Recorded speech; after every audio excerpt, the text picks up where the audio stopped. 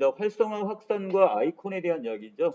자, 여러분들 보통 아이콘 많이 쓸 거야, 지금. 핸드폰에도 이렇게 아이콘으로 돼 있으니까 그 눌러가지고 접속하거나 이렇게 할 때도 쓰는 건데, 자, 먼저 가문단에 보시면 인간에게 의미 정보가 어떻게 저장되고 재생되는지를 설명할 수 있는 단위가 이론은 확립되어 있지 않대요. 아직도 이것을 설명하는 것은 되게 복잡하고 딱 단일화돼가지고 설명할 수 있는 이론은 없답니다. 자, 그러나 최근 통용되는 의미 기억 이론들 대부분들은 자, 어떤 공통점이 있냐? 대부분 의미 정보들이 상호 연결된 개념의 그물망으로 표상될 수 있다는 생각에 기초를 두고 있습니다. 자, 이런 면에서 의미 기억 이론들이 이렇게 어떤 그물망의 형태의 어떤 의식을 갖고 있다 이렇게 지금 보고 있는 거죠. 의미 정보들 간에. 자, 개념의 그물망은 어떤 물체를 보거나 그 물체를 기호한 단어를 들을 때 관련된 개념들이 활성화되고 주변의 다른 개념들로 활성화가 확산되는 것을 나타냅니다. 자, 이것을 우리 뭐라 한대요? 바로 활성화 확산 모형이다 이렇게 얘기를 하는 거죠. 됐습니까? 자, 그래서 밑에 그림하고 연결해서 같이 봅니다. 자, 활성화 확산 모형은 개념들 간 관계를 나타내는 간선을 중시합니다. 자, 왼쪽에 보시면 이 선들 연결되어 있는 거 있죠? 사이간자입니다. 여기와 여기 사이를 연결하는 바로 연결선이라고 생각하시면 돼요. 쉽게 얘기하면. 자, 이걸 중시하는데 실제로 뇌의 신경세포 다발은 서로 연결되어 있어 한마디가 활성화되면 다른 영역들로 활성화가 확산되기 때문에 활성화 확산 모형은 뇌의 생리적 반응과 유사하다고 할 수 있습니다.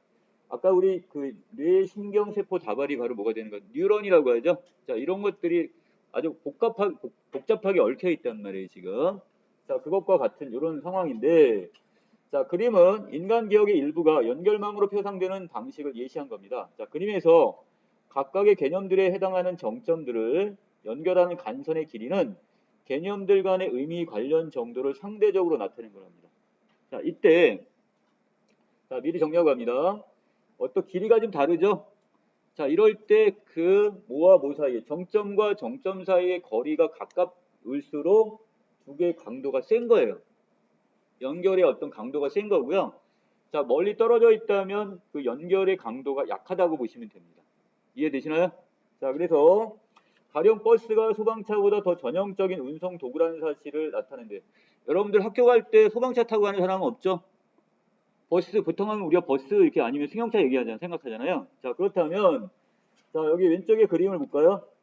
자, 운송 도구 하면 우리가 생각나는데 자, 버스는 빨간색으로 제가 칠해놨는데 요거는 가깝네요. 뭐보다 소방차보다 상대적으로 가깝게 있죠. 그럼 우리가 의미 연결해서 뭐가 먼저 튕겨져 나오는 거야? 운송 도구 하면.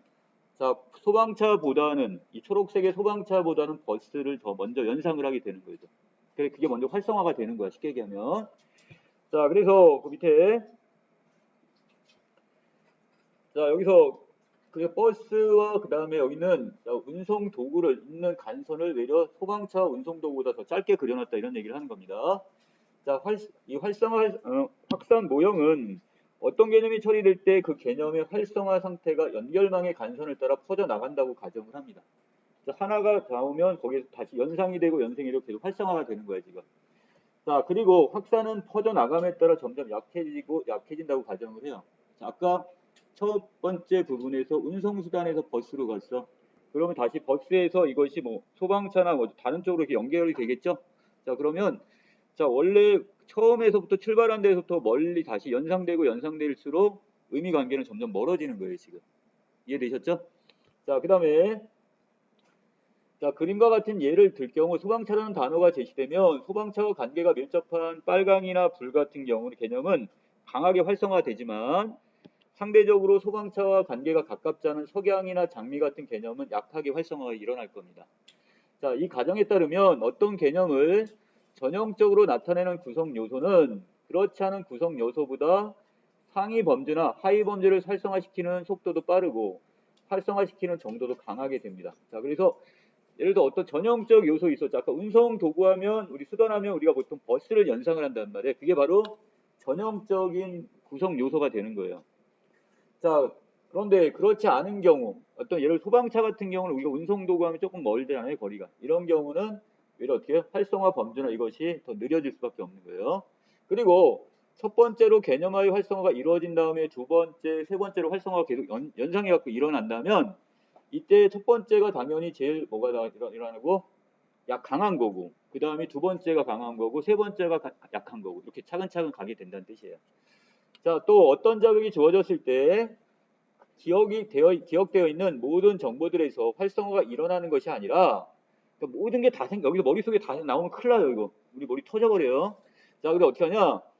자, 이때 평상시 기억 속에서 가깝게 연결되어 있는 정보들 사이에서만 자동적으로 활성화가 일어나는 거야. 자, 우리가 최근에 경험했던 어떤 경험을 내가 머릿속에 갖고 있는데 유사한 어떤 사례가 딱 자극을 주면 이제 그 부분이 활성화가 일어난다는 얘기예요. 아주 멀리 한 내가 10년 전 이쪽에 끄집어내기고 그런 것보다 아주 가까운 근래의 것이 더 빨리 활성화가 된다는 얘기겠죠. 자, 이때 자동으로 일어난다는 것은 의식적인 통제나 주의 집중을 한다 안 한다? 자, 이것을 하지 않더라도 이것이 자동적으로 일어나기 때문에 이걸 자동 처리라 이렇게 얘기를 하는 겁니다. 자, 활성화 확산 모형은 의미 점화 효과를 통해 뒷받침될 수 있는데 자, 의미 점화 효과란 선행 자극의 영향을 받아 특정 자극의 탐지 또는 인식이 촉진되는 현상을 말합니다.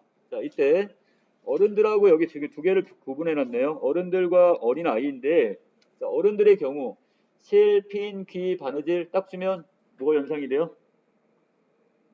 여러분들 연상 안 될 것 같은데 뭐 여러분들이 바느질을 해봤어야 뭐 연상이 되지. 자, 바늘을 바로 연상을 하게 된대요. 어른들은. 자, 거기 위해서 어린 아이입니다. 아주 유아인 어린 아이들한테 실, 핀, 기, 바느질 이렇게 딱 단어를 줘도 바늘이라는 것이 머릿속에 안 나와요. 자, 그래서 이 판단확률이 낮게 나오는데 이는 실, 핀, 기, 바늘이라는 단어와 바늘의 연관성 형성에 필요한 자극을 강하게 받지 못했기 때문이라고 해석할 수가 있습니다. 자, 이것은 그의 말이 빨랐다 할 때 이 말이 뭐냐? 여러분들 지금 밑에 걸 안 봤다고 친다면 이때 이거를 제외해놓고 나서 이렇게 놓으면 여러분 뭐라고 연상을 해요? 말이 빨랐다는? 다 다르겠죠? 어떤 사람은 뭐가 될 수도 있고요. 달리는 말이 될 수도 있고 아니면 사람의 말이 될 수도 있고 심지어는 자, 여기 세 번째 바로 뭐가 있어요? 윷놀이의 말이 될 수도 있다는 얘기죠. 이해되시나요? 그래서 앞에 부분에 기역, 니은, 디귿. 자, 경마장에 갔다고 전제를 깔면 달리는 말이 될 테고, 자, 토론을 보고 있다면 사람의 어떤 말하는 것이죠. 토론장이었으니까. 그리고 윷놀이라고 한다면 이때 말은 말판에 놓여있는 말이 될 수도 있는 거죠. 자, 그래서 자극 중에 어떤 자극이 선행되느냐에 따라 말의 의미는 다르게 활성화가 일어나게 되는 겁니다. 자, 여기까지가 가문단이라면, 자, 남은단은 이제 아이콘에 대한 이야기입니다. 자, 아이콘은 물체의 속성을 친근한 이미지나 문자로 표현하여 상징적인 정보를 사용자에게 전달함으로써 직관적인 컴퓨터 조작이 가능하도록 하는 기능을 합니다. 자, 아이콘을 사용하면 사용자가 원하는 작업을 탐색하는 속도를 높일 수 있으며 자, 문자 해독 능력의 영향을 비교적 덜 받게 됩니다. 자, 그리고 세 번째 장점, 아이콘은 기억하기 쉽고 그 기능을 빠르게 인지할 수 있어서 컴퓨터 사용을 보다 편리하게 할 수가 있는 세 가지 장점이 있네요. 자, 그 다음에 아이콘의 디자인은 그래픽만으로 표현되기도 하지만 문자만으로 표현되는 경우도 있대요. 아니면 두 개가 복합적인 경우도 있습니다. 먼저 그래픽만으로 표현된 아이콘은 인식 속도가 빠르다는 장점은 있지만 의미를 명확하게 전달하는 데는 한계가 있어요. 자, 그리고 두 번째, 문자로 표현된 아이콘입니다. 이 경우는 의미 파악은 명확해지지만 신미성이 좀 떨어져. 미자, 아름다울 미자, 미, 찾을 심자예요. 아름다움을 찾거나 추구하는 것. 자, 미적인 어떤 아름다움이 약간 떨어진 것, 미적인 이런 감각이. 또 문자를 읽지 못하는 사람들은 이 파악하기 어렵다는 또 한계점이 있네요. 자, 그래서 의미를 빠르고 명확하게 파악하기 위해서 그래픽과 문자를 동시에 함께 사용하는 이런 아이콘을 표현할 수가 있습니다. 자, 하지만 아이콘의 디자인이 잘못된 경우에는 아이콘을 사용하지 않는 것보다 혼란을 가중할 수 있기 때문에 자, 아이콘이 나타내고자 하는 의미를 충분히 전달하고 있는가를 평가하는 게 상당히 중요합니다. 자, 마지막 문단. 자, 밑으로 내려가서 A. 의미를 충분히 전달하고 있는 아이콘 디자인은 아이콘을 봤을 때 그 기능에 관한 활성화가 잘 이루어지는 것이라고 할 수 있어요. 이게 뭘 의미하는 거군? 탈칵 바로 누를 수가 있게 되는 거죠. 자, 활성화 확산 모형을, 자, 아까 우리 가에서 다뤘던, 자, 활성화 확산 모형을 아이콘에 적용한다면, 아이콘과 그것이 대표하는 의미의 연결 강도는 아이콘의 디자인에 따라 다르게 나타나겠죠. 자, 딱 봤을 때 한눈에 딱 뭔지 즉각적으로 알게 된다면, 활성화가 빨리 일어나갖고 바로 클릭할 수가 있다는 얘기예요. 자, 예를 들어 문서를 작성하다가 문제에 맞닥뜨렸다면 그 문제를 해결할 수 있는 기능들을 머릿속에 떠올리고 그중 하나를 실행하기 위해서 해당하는 아이콘을 선택하려 할 겁니다. 그런데 이때 자, 여기는 아이콘의 인지에 가장 큰 영향을 미치는 속성은 아이콘 디자인의 구체성과 의미적 거리가 됩니다. 자, 이게 바로 인지적 요소다 이렇게 얘기를 합니다. 그래서 이 중에 구체성이란 아이콘이 실제 사물이나 사람 등을 묘사하는 수준을 의미합니다.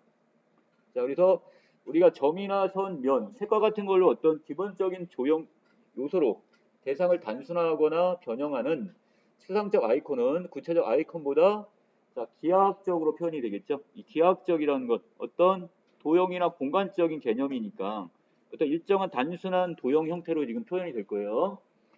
자, 의미적 거리란 아이콘과 아이콘이 표상하는 기능 사이의 밀접성을 나타냅니다. 자, 이와 관련하여 아이콘과 기능 사이의 관계가 밀접하고 시각적으로 명확하면 이건 직접적이라고 하고요. 거기에 비해서 아이콘이 가지는 기능이 해석되기 위해 추론이 필요한 경우 이걸 함축적이라고 얘기할 수 있습니다. 자, 이걸 다시 이야기하면 자, 이 직접적이라는 것은 결국 뭐가 되는 거야? 자, 구체성은 뛰어나고 의미적 거리는 가까워야 되는 거죠. 그러니까 즉각적으로, 직접적으로 바로 일어날 수 있는 거고요. 자, 반대로 이 함축적이라고 한다면 구체성이 좀 떨어지죠. 명확하지가 않아요. 그리고 자, 의미적 거리는 멀 수밖에 없습니다. 그래서 이게 즉각적 반응이 안 일어날 겁니다. 자, 밑에 또 한 가지, 자, 그 인지 요소로서 두 번째, 자, 아이콘을 인지하는 데는 디자인 외에 세대에 따른 차이도 영향을 미치게 됩니다. 자, 그래서 특히 다수의 연구 결과가 노년 세대가 젊은 세대에 비해 모바일 기기의 아이콘을 사용하는데 어려움을 겪는다고 주장합니다. 여러분하고 저하고도 충분히 그럴 거예요. 그렇죠? 제가 여러분들보다 이게 빠를 수가 없죠. 여러분들은 거의 이미 무슨 세대야? 여기는 컴퓨터, 그것도 더 나아가서 핸드폰 세대다 보니까 겁나게 빠를 거예요, 지금.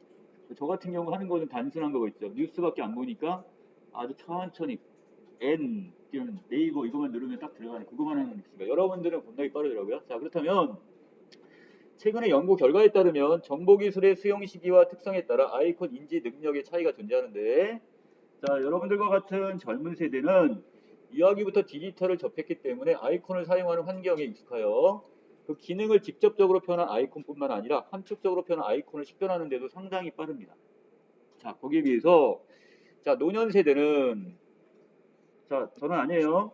자, 그 밑인데 노년 세대는 함축적인 아이콘보다 직접적인 아이콘을 더 잘 식별하였는데 이는 장기간 지속적으로 겪어온 사물에 대한 직접적 경험과 지식 때문인 것으로 해석될 수가 있는 거죠. 그러니까 아 이게 집 모양이 돼야지 딱 우리가 아 이게 집이구나 이렇게 우리가 누르는 것처럼 직접적인 어떤 아이콘의 형태, 바로 구체성이 뛰어나야 되고 의미적 거리는 가까운 이런 어떤 아이콘들을 자 노년 세대는 더 잘 인식을 한다 이런 뜻입니다. 자 여기까지 정리 마치겠습니다.